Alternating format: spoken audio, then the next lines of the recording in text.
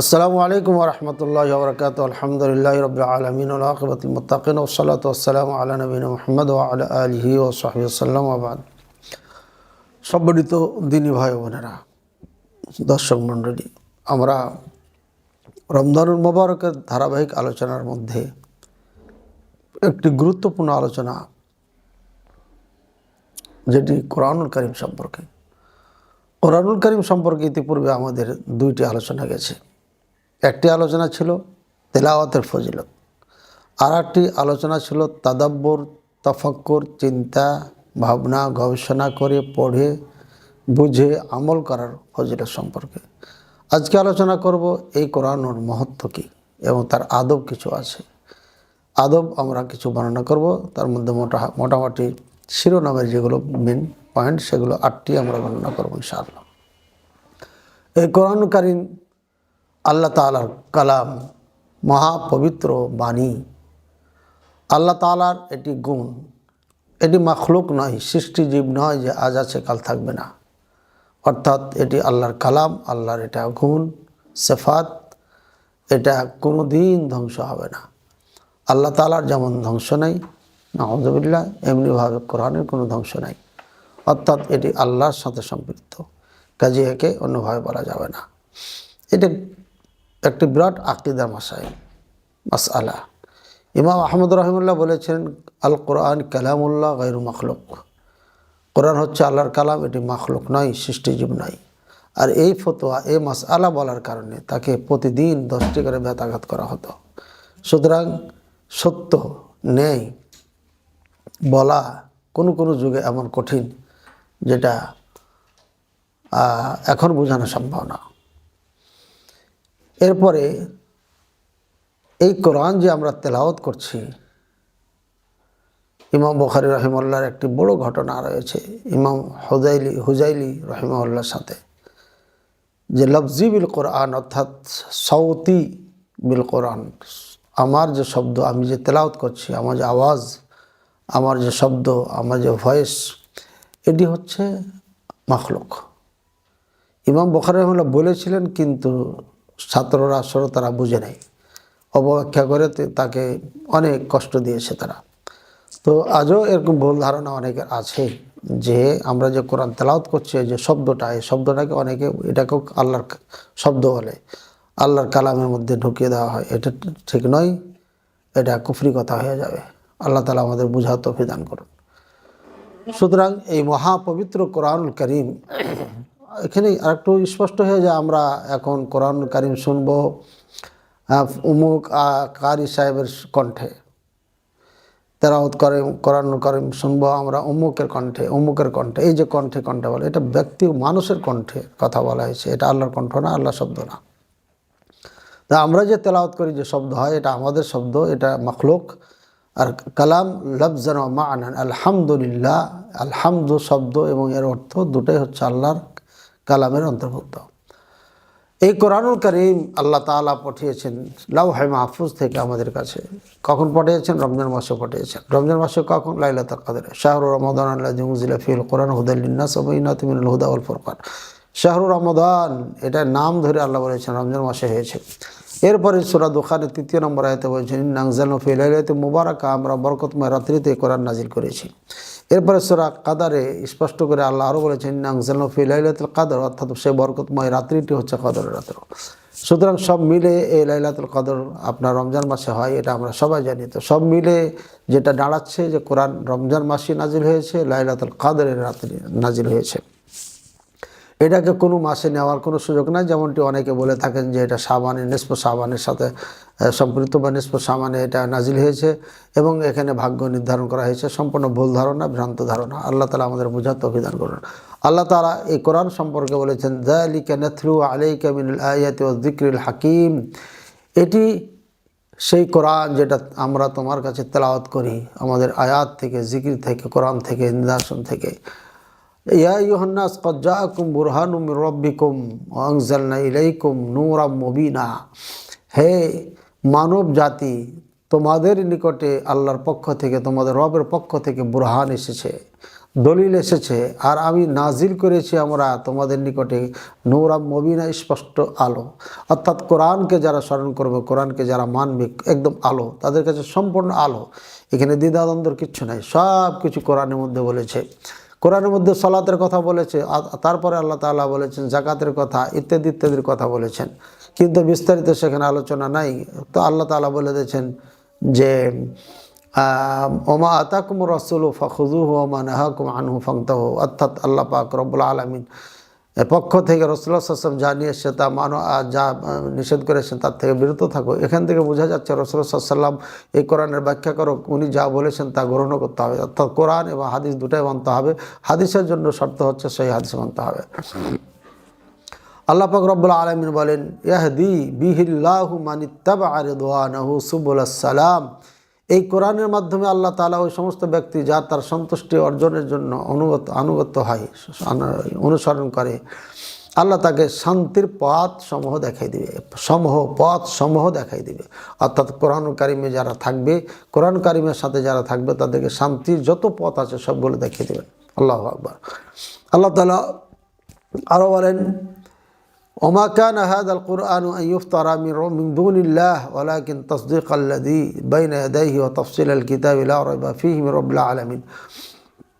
এই কোরআনটি এমন না যে আল্লাহর পক্ষ থেকে কারোর থেকে তৈরি হয়ে এসেছে, তৈরি করা নাই, বরঞ্চ এটা তো ওই কিতাব, যে কিতাব তোমাদের সামনে আছে, এটা পূর্বেকার তাসদিক, এটা সার্টিফাই করার জন্য, অথবা নাকি তাসদিক আপনার হচ্ছে আগে যে তাওরাত, ইনজিল, জাবুর আসমানি কিতাব ছিল ওইটারই তো এটা সত্যায়ন, ওটারই সত্যায়ন। অর্থাৎ আগে যেভাবে ওহি আল্লাহ পক্ষ থেকে এসেছে সেখানে এখানেও সেই একইভাবে ওহিগুলো এসেছেন।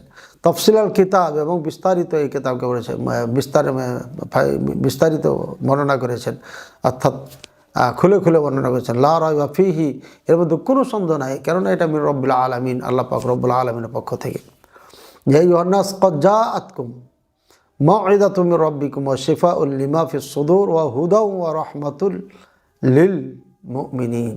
হে মানব জাতি, তোমাদের নিকটে আল্লাহ তোমাদের রবের পক্ষ থেকে মাউইযা অর্থাৎ ওয়াজ এসেছে, ওয়া শিফাউল লিমা ফিস সুদূর, এবং অন্তরে যে রোগ রয়েছে, আমরা শুধু শরীরের রোগ দেখি কিন্তু অন্তর রোগ থাকে, অর্থাৎ এই অন্তর দিয়ে ভালো কাজ করতে মন চায় না, এটা রোগ।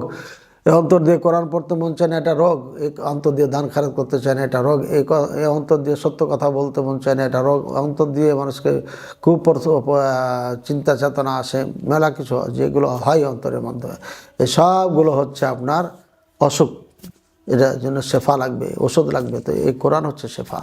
যারা কোরআন পড়বে, হক আদায় করে, শিফা উল্লিমা ফিস সুদূর, অন্তরে যেটা আছে কুফরের, শিরকের অন্ধকার, বেদাতের অন্ধকার, এটা এই কোরআনের মাধ্যমে দূর হয়ে যাবে। ও হুদা, এবং এটা সঠিক পথ দেখাবে। ও রাহমা লিল মুমিনিন, এবং মুমিনদের জন্য এটা রহমত স্বরূপ। সুতরাং সব কিছু মিলে কোরআনের মধ্যে প্রশান্তি রয়েছে, কোরআনের মধ্যে সঠিক পথ রয়েছে, কোরআনের মধ্যে আল্লাহর পক্ষ থেকে শান্তি আছে, রহমত আছে, দয়া আছে। আল্লাহ তাআলা এই কোরআনুল কারীম সম্পর্কে অগণিত আয়াত নাজিল করেছেন। এটি আল্লাহর পক্ষ থেকে এসে, এটি আল্লাহ পাক রব্বুল আলামিন যাকে দিয়েছেন তিনি হচ্ছেন মহা সফল ব্যক্তি।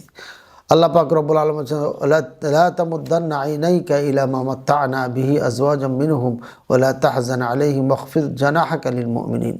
সূরা হিজর আপনার 87 নম্বর আয়াত। বলছে আপনি দুইটি চোখ ওই সমস্ত মানুষের দিকে দেখিয়েন না, যাদেরকে ওই সমস্ত বস্তুর দিকে দেখিয়েন না, যেসব বস্তু তাদেরকে আমি দিয়েছি, ওদেরকে আমি দিয়েছি তাদের স্ত্রী সমূহ, স্ত্রীগণ, মানে এক একজন অনেকটি বিয়ে করতো আগে, তারা মানে আনলিমিটেড বিয়ে করতো। তো তাদের এই সুন্দর সুন্দর স্ত্রী, এদের দিকে দেখেন না। এদের যে সম্পদ দিয়েছি, বাড়ি গাড়ি, টাকা পয়সা, ধন দৌলত, সুখ শান্তি, বাহ্যিক যেটা দেখা যাচ্ছে, এগুলোর দিকে দেখেন না। ওয়ালা তাহজান আলাইহিম, এদেরকে নিয়ে টেনশন করিয়েন না। ওয়াকফিদ জানাহাকা লিল মুমিনিন, আপনি মুমিনদের জন্য আপনি বিনয়ী হয়ে থাকেন, বিনয়ী থাকেন। অর্থাৎ মুমিনদের জন্য বিনয়ী হতে হবে, অর্থাৎ যারা আপনাকে মেনে নেবে তাদের জন্য বিনয়ী হতে হবে। বোঝা যাচ্ছে যারা আপনাকে মেনে নেবে তার জন্য আপনাকে বিনয়ী হতে হবে। আপনাকে যারা ভালোবাসে তার জন্য আপনাকে বিনয়ী হতে হবে। আপনাকে যারা মূল্যায়ন করে তাদের জন্য বিনয়ী হতে হবে, তাদেরকে মূল্যায়ন করতে হবে। কোরআনুল কারীমে এ ধরনের চিকিৎসা এক নয়, দুই নয়, বহুত রয়েছে। একটা পুরো লাইফ মানুষের যা যা লাগে সব সেক্টরের জন্য এই কোরআন হচ্ছে গাইডলাইন। আল্লাহ তাআলা আমাদের বুঝার তৌফিক দান করুন। হাযা বাসাইরুল লিন-নাস ওয়া হুদা ওয়া রাহমা লিকাওমি ইউকিনুন। যারা মুমিন, যাদের ইয়াকিন বিশ্বাস আছে, তাদের জন্য এই কোরআনুল কারীম হচ্ছে আপনার শুধু তেলাওয়াতের জন্য না, এই কোরআন হচ্ছে মানুষকে পথ দেখাবে, সঠিক পথ দেখাবে, এবং আল্লাহর পক্ষ থেকে এটা রহমত তাদের জন্য। আল্লাহ তাআলা এই কোরআন এত শক্তিশালী, এত মর্যাদাপূর্ণ। আল্লাহ তাআলা বলেন, লাউ আনজালনা হাযাল কুরআনা আলা জাবালিন লারাআইতাহু খাশিআম মুতাসাদ্দিআম মিন খাশিয়াতিল্লাহ ওয়া তিলকাল আমসালু নাদরিবুহা লিন-নাসি লাআল্লাহুম ইয়াতাফাক্কারুন। এই কোরআন এমন একটি কোরআন, যদি এটা পাহাড়ে রেখে দেওয়া হতো, পাহাড়ে নাজিল করা হতো, লারাআইতাহু খাশিআম মুতাসাদ্দিআম মিন খাশিয়াতিল্লাহ, তাহলে দেখতেন আল্লাহর ভয়ে এদের মধ্যে কম্পন সৃষ্টি হতো, আল্লাহর ভয়ে এরা কম্পিত হয়ে যেত।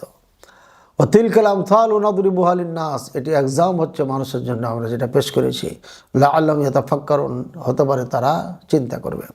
ভাইয়ের আমার, সূরা হাশরে 21 নম্বর আয়াত বোঝা যাচ্ছে কোরআন অত্যন্ত মহা এবং অত্যন্ত মহাকালাম, পবিত্র কালাম, যেটি মানুষের জীবনে এটা অত্যন্ত বড় নিয়ামত, এবং আল্লাহ পাক রব্বুল আলামিনের পক্ষ থেকে মানব জাতির জন্য এটা বড় নিয়ামত আল্লাহ তাআলা দিয়েছেন। যে কোরআন বহন করার ক্ষমতা কোনো পাহাড়ের নাই, সেই কোরআনের দায়িত্ব বহন করছে মানুষ। সুতরাং মানুষ এই জন্যই দামি। আল্লাহ তাআলা আমাদের সবাইকে বোঝার তৌফিক দান করেন। এই কোরআনুল কারীম তেলাওয়াত করার জন্য, এই কোরআন কারীম গবেষণা করার জন্য আমাদের কিছু আদব কায়দা লাগবে। 1 নম্বর আদব হচ্ছে ইখলাসুন নিয়্যা লিল্লাহি তাআলা। কোরআন তেলাওয়াতের ব্যাপারে, কোরআন গবেষণার ব্যাপারে, কোরআন তাফসিরের ব্যাপারে, কোরআন থেকে ওয়াজ করার ব্যাপারে সব ক্ষেত্রেই ইখলাস লাগবে। ইখলাস যদি না থাকে তাহলে পারে এই কোরআনের পিছনে যে আমি সময় ব্যয় করব, অর্থ ব্যয় করব, এটা কোনোটাই কাজে লাগবে না। আল্লাহ তাআলা বলেন, ওমা উমিরু ইল্লা লিয়াবুদুল্লাহ মুখলিসিনা লাহুদ্দিন, আমি তাদেরকে আদেশ করেছি, আদেশকৃত তারা শুধুমাত্র আমার ইবাদত করার জন্য, শুধু আমার ইবাদত করবে, আমার সাথে কাউকে অংশীদার বানাবে না। ফাদউ আল্লাহ মুখলিসিনা লাহুদ্দিন, তোমরা আল্লাহকে ডাকো একনিষ্ঠভাবে, এককভাবে তার দিন, খালিস দিনকে তার দিনের জন্য। মুখলিসিনা লাহুদ্দিন, একদম খালিস করে আল্লাহর জন্য দিন, এই দিনের জন্য কাজ করা। ফাআবুদিল্লাহ মুখলিসাল্লাহুদ্দিন, আল্লাহর কাছে আল্লাহর ইবাদত করো একনিষ্ঠভাবে, একদম ইখলাসের সাথে, পরিপূর্ণ ইখলাসের সাথে। আল্লাহ তাআলার কোরআনুল কারীম, আল্লাহ তাআলার কালামকে তেলাওয়াত করতে হবে, চিন্তা করতে হবে, গবেষণা করতে হবে, এর পেছনে টাকা পয়সা ব্যয় করতে হবে একমাত্র আল্লাহর জন্য, অন্য কারোর জন্য না।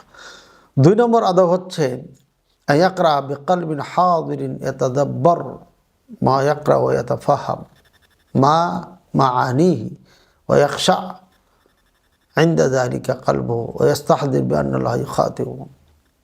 এই কোরআন যখন পড়বে একদম নিজকে প্রস্তুত করে, হাজির করে পড়বে, যখন চিন্তা করবে এবং তার অর্থগুলো দেখবে, অর্থগুলো যখন দেখবে, পড়বে, তখন একদম অন্তরকে উপস্থিত করে দেখবে, এবং যখন আযাবের আয়াত আসবে তখন কান্না জড়িতভাবে পড়বে এবং সেটা স্মরণ করবে। যখন জান্নাতের কথা আসবে তখন আনন্দিত হবে এবং আল্লাহর কাছে আশা করবে, চাবে, এবং জাহান্নাম থেকে মুক্তি চাবে ইত্যাদি। 3 নম্বর আদব হচ্ছে ইয়াকরা আলা তাহারাতিন, কোরআন পড়বে তাহারাতের সাথে, পবিত্রতার সাথে। পবিত্রতা বলতে বোঝানো হয়েছে এখানে উজু অবস্থায় পড়বেন। জমহুর উলামায়ে কেরাম, এখানে উলামায়ে কেরামের 2টা মত আছে। জমহুর উলামায়ে কেরামের নিকটে উজু অবস্থায় পড়বে, এটাই হচ্ছে আদেশ। আর কিছু উলামায়ে কেরাম বলেছেন না, এটা উজু সহকারে পড়বে ঠিকই, তবে ওই ব্যক্তির জন্য না যে ব্যক্তি কাসরাতুত তিলাওয়া, বেশি বেশি তেলাওয়াত করে, বেশি বেশি গবেষণা করে, তার জন্য কোরআন উজু করে পড়া জরুরি নয়। কোরআনুল কারীমে যেটা সূরা ওয়াকিয়াতে আছে, লা ইয়ামাসসুহু ইল্লাল মুত্তাহহারুন, অর্থাৎ পবিত্র ব্যক্তিগণ ছাড়া এই কোরআনকে স্পর্শ করে না। উলামায়ে কেরাম এই তাফসিরে 2টি কথা বলেছেন, সেটি হচ্ছে যে একটি ফেরেশতাগণকে বোঝানো হয়েছে, ফেরেশতাগণকে বোঝানো হয়েছে, মানুষকে বোঝানো হয় না। আর ফেরেশতাগণ সবসময় পাক থাকে, সুতরাং তারাই স্পর্শ করে। এখানে উজুর কথা বলা হয়নি যে ফেরেশতাগণ উজু দিয়ে কোরআন তেলাওয়াত করে। এভাবে মানুষের ব্যাপারে বলা হয়েছে, মানুষ হচ্ছে আল মুমিন লা ইয়ানজুস, মুমিন কখনো নাপাক হয় না, মুমিন পাক। ইন্নামাল মুশরিকুনা নাজাস, আল্লাহ তাআলা বলেছেন মুশরিক যারা তারা নাপাক, সুতরাং মুমিনরা পাক। এই জন্য মুমিনরা পাক, তাই তারা যে কোনো সময় কোরআন স্পর্শ করতে পারে। আরও দলিল রয়েছে, আল্লাহ তাআলা আল্লাহ রাসূল সাল্লাল্লাহু আলাইহি সাল্লাম কোরআন লেখে বা রাজা বাদশাদের কাছে পাঠিয়েছেন। তো রাজা বাদশাদের কাছে চিঠিতে কোরআন লিখে পাঠিয়েছেন, এখানে বলা হয়নি যে উজু ছাড়া ধরবে না। সুতরাং একজন কাফের যদি উজু ছাড়া কোরআন স্পর্শ করতে পারে, তাহলে একজন মুসলিম কেন পারবে না? এখানে বোঝা যাচ্ছে উজু এটা জরুরি নয়, তবে উত্তম হচ্ছে উজু করে পড়া। আল্লামা থানভী রাহিমাহুল্লাহ বলেছেন, যারা হেফজখানায় লেখাপড়া করে তাদের জন্য উজু নয়, বরঞ্চ উজু হচ্ছে ওদের জন্য যারা কখনো কখনো পড়ে, মাঝে মাঝে পড়ে, ইত্যাদি ইত্যাদি কওল আছে ওলামায়ে কেরাম। 4 নম্বর আদব হচ্ছে আল্লাহ ইয়াকরাল কোরআন ফি আমাকিন মুস্তাকরাদা, যে সমস্ত জায়গা নাপাক অপবিত্র এসব জায়গায় কোরআন পড়বে না, বরঞ্চ পাক সব জায়গায় পড়বে। এই জন্যই যে এটা কোরআন কারীম আল্লাহর কালাম সব জায়গাতে আপনার এখানে না পড়া উচিত। 5 নম্বর হচ্ছে যখন কোরআন পড়া শুরু করবেন সেজন্য ইস্তাঈযা বিল্লাহি মিনাশ শাইতানির রাজিম, আল্লাহর নিকটে শয়তান থেকে যেন পানা চাই, আশ্রয় চাই। আল্লাহ তাআলা বলছেন ওয়া ফাইদা ক্বারাআতাল কুরআন ফাস্তাঈয বিল্লাহি মিনাশ শাইতানির রাজিম, যখন তুমি কোরআন পড়বে তখন আল্লাহর নিকটে তুমি আশ্রয় চাও, পানা চাও শয়তানের রাজিম থেকে, অর্থাৎ প্রত্যাখ্যিত শয়তান থেকে। সুতরাং এই কোরআনুল কারীম পড়ার জন্য আমাদেরকে অবশ্যই এই কথাগুলো, এই আদবগুলো খেয়াল রাখতে হবে। আল্লাহ তাআলা আমাদের বুঝার তৌফিক দান করুন। এরপরে 6 নম্বর আদব হচ্ছে আই ইউহাসসানা সাওতাহু বিল কোরআন ওয়া ইয়াতারান্নামা বিহি, কোরআন যখন পড়বে তখন সুন্দর করে পড়বে এবং একটু গেয়ে গেয়ে পড়বে, অর্থাৎ কণ্ঠ দিবে, সুন্দর করে কণ্ঠ দিবে, সুন্দর করে লাহাজাতে পড়বে, যাতে করে শুনতে ভালো লাগে। সহিহ বুখারী মুসলিম হাদিস আছে, আন আবি হুরায়রা রাদিয়াল্লাহু আনহু আন্নাহু ক্বাল আন্না নবী সাল্লাল্লাহু আলাইহি ওয়াসাল্লাম ক্বাল মা আযিনা আল্লাহু লিশাইইন কামা আযিনা লিনাবিয়্যিন হাসানিস সাওতি ইয়াতাগান্না বিল কুরআনি ইয়াজহারু বিহি, আল্লাহ পাক রব্বুল আলামিন অনুমতি দেন নাই কোনো জিনিসের জন্য যেভাবে অনুমতি তার নবীকে দিয়েছেন কোরআনের ক্ষেত্রে সুন্দর করে শব্দে এবং গেয়ে গেয়ে পড়ার জন্য এবং জোরে জোরে পড়ার জন্য। সুতরাং এখানে এটা বোঝা যাচ্ছে যে জোরে করে শব্দ করে সুন্দর কণ্ঠে কোরআন পড়া এটা উচিত। জুবাইর বিন মুতঈম রাদিয়াল্লাহু তাআলা আনহু বলেন, সামি'তু নবী সাল্লাল্লাহু আলাইহি ওয়াসাল্লাম ইয়াকরা ফিল মাগরিবি তুর ফামা মা সামি'তু আহাদান আহসান সাওতান আও কিরাআতান মিনহু, আমি রাসূলুল্লাহ সাল্লাল্লাহু আলাইহি ওয়াসাল্লামকে মাগরিবে সূরা তুর পড়তে শুনেছি, এত সুন্দর শব্দে এত সুন্দর করে পড়তে আমি কাউকে দেখি নাই। সুতরাং কোরআনকে যত যে সুন্দর করে পড়বে তত ভালো হবে এবং যত মিষ্টি কণ্ঠ হবে তত ভালো হবে। যেই তেলাওয়াত শুনলে পারে মানুষের আত্মা তৃপ্তি পায়, ভালো পায়, আরাম পায়, সেই তেলাওয়াতই হচ্ছে উত্তম তেলাওয়াত। আল্লাহ পাক আল্লাহ রাসূল সাল্লাল্লাহু আলাইহি ওয়াসাল্লাম আরও বলেন, ইন্নাল মুসাল্লি ইউনাজি রাব্বাহু ফালিয়ানযুর বিমা ইউনাজিহি বিহি ওয়া লা ইয়াজহার বা'দুকুম আলা বা'দিন ফিল কোরআন, নিশ্চয় মুসাল্লিরা যখন নামাজে দাঁড়িয়ে যায় তখন আল্লাহর সাথে কানে কানে কথা বলে। উচিত যে সমস্ত ব্যক্তির আল্লাহর সাথে কানে কানে কথা বলে তারা যেন জোরে একজন আরেকজনের ওপরে শব্দ করে না পড়ে কোরআনের ক্ষেত্রে। অর্থাৎ আমি ওখানে নামাজ পড়তে দাঁড়ালাম, ওখানে আরেকজন দাঁড়াচ্ছে, সবাই জোরে জোরে কেরাত পড়ছে, এটা যেন না হয় নফলের ক্ষেত্রে আর কি।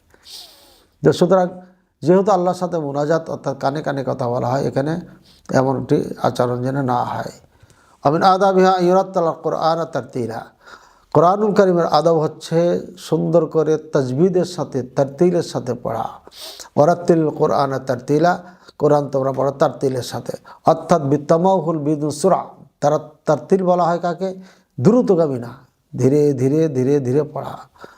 সহিহ বুখারীতে আছে আন আনাস ইবনে মালিক রাদিয়াল্লাহু তাআলা আনহু আন্নাহু সুইলা আন কিরাআতিন নবী সাল্লাল্লাহু আলাইহি ওয়াসাল্লাম ফাকালা কানাত মাদ্দান সুম্মা ক্বারা বিসমিল্লাহির রহমানির রহিম ইয়ামুদ্দু বিসমিল্লাহ ওয়া ইয়ামুদ্দু রহমান ওয়া ইয়ামুদ্দু রহিম। ওয়া সুইলাত উম্মু সালামা রাদিয়াল্লাহু আনহা আন কিরাআতিন নবী সাল্লাল্লাহু আলাইহি ওয়াসাল্লাম ফাকালাত কানা ইয়াকাত্তিউ কিরাআতাহু আয়াতান আয়াতান বিসমিল্লাহির রহমানির রহিম।